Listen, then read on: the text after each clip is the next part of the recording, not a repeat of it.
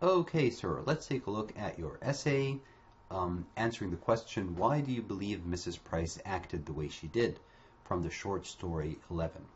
Okay, I can see that you started at 8:38, which is a very strange time to start an essay, and you ended at 9:11, 33 minutes. You have 40 minutes on the test. I hope you revised. If you didn't, well, you had 7 minutes to do so, and revision at the end of your essay usually helps a lot. Okay, let's take a look. What do we have here? The story 11 is about a girl named Rachel who turns 11.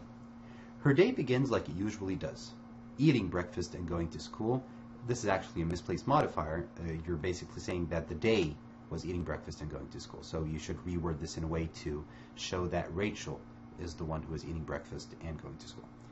As she makes her way into school, kids tell her happy birthday, making her feel even better than before. She feels great up until Mrs. Price presents an old, raggedy red sweatshirt. It's a good idea to always have quotes from the story, and you did so in every paragraph. You did so in the introduction, so far so good. It had been cooped up in the classroom for the past month. No one believes that the sweatshirt is theirs. Now, when we use words like no one or anyone or everyone or everybody and stuff like that, to be grammatically correct, we should actually use singular pronouns, not a plural pronoun like their or theirs.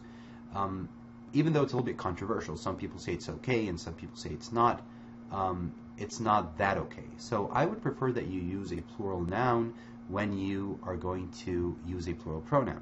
So instead of saying no one believes that the sweatshirt is theirs, you can say that the students do not believe that the sweatshirt is theirs, or all of the students, or all of her classmates, or all of her friends, something like that. But based on the student's assumption, Mrs. Price gives the sweatshirt to Rachel. A few minutes later, Mrs. Price gets aggravated with Rachel and forces her to put the sweatshirt on. I believe that Mrs. Price acted this way for a reason.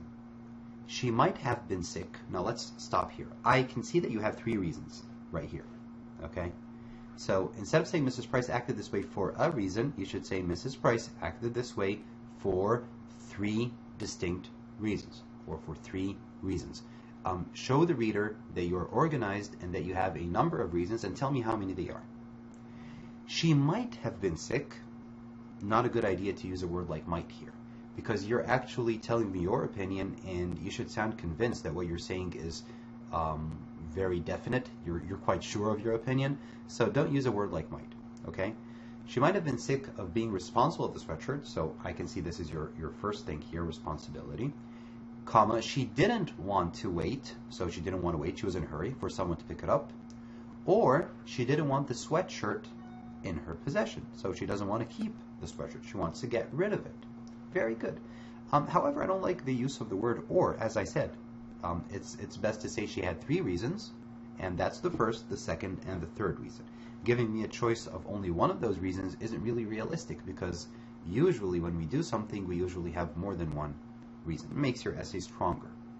Okay, so a very good introduction overall. You summarized what happened briefly, because some people fall in the trap here and they actually go and summarize the whole story.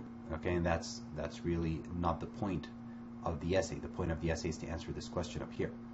Why do you believe Mrs. Price acted the way she did? Okay. One reason, so that's a very good start for your first reason by telling me one reason. So now I know this paragraph is going to be about that reason. Why I believe Mrs. Price acted the way she did was because. Okay, we never use the word reason and because in the same sentence. It's a redundant. Okay, it's redundant. It's a redundancy mistake. So we would say something like, one reason why I believe Mrs. Price acted the way she did was that she was sick of. Okay? Or omit the word reason at the beginning and say, I believe Mrs. Price acted the way she did because she was sick. And again, eliminate maybe.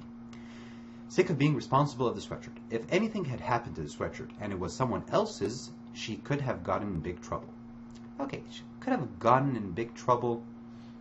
Not really formal, it's kind of informal here, not appropriate for this essay, and we want to use a strong vocabulary words like those you have in the 3rd edition of my book, or those we cover in class. So try to replace this with something a little bit more impressive. In the story it says, Sylvia Saldivar says, I think it belongs to Rachel. And, of course it's yours, Mrs. Price says, I remember you wearing it once. You could have divided these quotes into two sentences. Like, for example, instead of saying in the story, it says, you could just say right away, Sylvia Saldivar said, comma, then open your quotation marks, or says, as you like, I think it belongs to Rachel. Period, close your quotation marks, then another sentence. Furthermore, Mrs. Price replies by saying, I remember you wearing it once, something like that. So you have a lot of quotation marks here going on next to each other. If you separate them into two sentences, it will look better, but it's really important for you to get your proof from the story, and that's what you did. So great job here. These quotes prove that Mrs. Price was desperate enough to lie and take one student's opinion in order to get rid of the sweatshirt. It shows that she was ready to give it to anyone because she didn't want it in her possession. Okay, at the beginning you talk about responsibility. At the end you say she didn't want it in her possession, which I believe was the third point right here in your introduction. So I would have liked you to stick to the responsibility idea here in this paragraph. Another reason, very good, why I believe Mrs. Price acted the way she did, again, she didn't want to wait for someone to pick it up.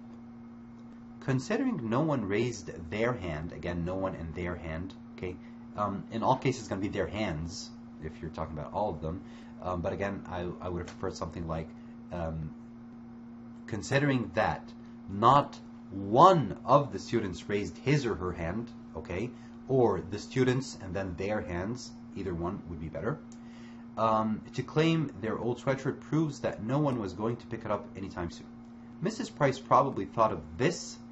We consider this an ambiguous pronoun here because what is this? She probably thought of this. What is this? It's everything you said in the sentence before. So it should be something like Mrs. Price probably thought of this idea, of this problem, of this something, okay? And wanted to get rid of it as soon as possible. Again, an ambiguous pronoun. Wanted to get rid of the sweatshirt as soon as possible because you didn't mention it in the same sentence. Maybe if someone didn't pick it up soon, they would bring it to the garbage. Again, someone, we should use a singular pronoun. He or she would bring it to the garbage, and she didn't want to hurt anyone's feelings. Who knows how long the sweatshirt could have been in there if she hadn't presented it to the class. These events prove that she didn't want to wait for someone to pick up the sweatshirt. Okay, this is a coherent example. You focused on not wanting to wait and being in a hurry, so that was a clear explanation for the point you had in the introduction. Very good. The final reason, excellent, why I believe, again, you're going to say why, reason, and because you can't put them in the same sentence. I believe Miss Price acted the way she did was because she didn't want the sweatshirt in her possession.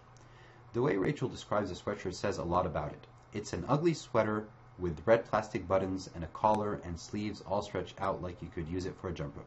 Now, I was going to say something from the beginning of your essay, but I just wanted to wait until I see whether you're going to quote that or not. In the essay, in the story, it mentions Rachel's sweater, not sweatshirt, okay? Now, I know some people consider both to be the same thing, but they use the word sweater, okay? Right here, you just quoted as sweater, and you use sweatshirt the whole time. I prefer that you stick to sweater like it is in the story. And a collar and sleeves all stretched out like you could use it for a jump rope. Mrs. Price probably thought, okay, you missed a T here, the same about it, so she wanted to get rid of it. She probably didn't want to be known as the teacher with the old red sweatshirt or the irresponsible teacher who couldn't find the owner of a sweater. These events prove that she didn't want to have the sweater in her possession. Okay? Again, you used quotes. You proved your point using quotes from the story, which is always a good idea. So far, I can say that your essay is really good. Now, before reading your conclusion, what do I expect to find? I expect to find a summary of the 3 points that you mentioned. I expect to find your opinion, once more, a clear answer to the question, why did she act this way? If you want to continue by elaborating your opinion or by giving me some kind of an afterthought about what Ms. Price did, if you think it's right or wrong, good or bad, that's fine as well. Although I disagree with her methods of getting rid of the sweater, I understand why she wanted to get rid of it. Her methods? She. That's the beginning of a paragraph. Okay, who are you talking about? Rachel or Mrs. Price or somebody else? Okay, so you should have said, although I disagree with Mrs. Price's methods, I understand why she wanted to get rid of it. And it, again, is the sweater. Okay, so that works out fine here. I believe she wanted to get rid of the sweatshirt or sweater Because she might have been sick of being responsible for the sweatshirt. That's reason number 1. She didn't want to wait for someone to pick it up. Reason number 2. Or she didn't want the sweatshirt in possession. Reason number 3. Excellent job. Even though, in the end, the owner picked up the sweater from Rachel, it is not okay that Mrs. Price made assumptions before actually proving who the actual owner was. And she should have said, "I'm sorry" to Rachel. Said usually is followed by quotation mark. She actually didn't say "I'm sorry," so it wouldn't make sense here. So I prefer something like she should have apologized to Rachel. But she never did. In the long run, the sweater was returned to its rightful owner. In the long run means after some time passes by. Maybe sometimes we talk about something like for years when we say in the long run. So this really doesn't make sense here. You could say something like ultimately, finally, the sweater was returned to its rightful owner and Rachel went home and she felt. Okay, the sweater was returned to its rightful owner and Rachel went home and she felt.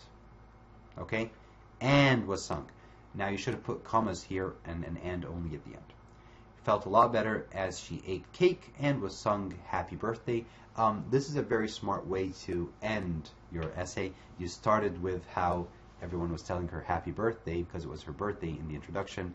Then you gave me an idea about the problem. Then you said your reasons for why Mrs. Price acted the way she did. And then you summarized everything in the conclusion and ended by Rachel going home and singing happy birthday like the day began with a happy birthday. It ended with a happy birthday.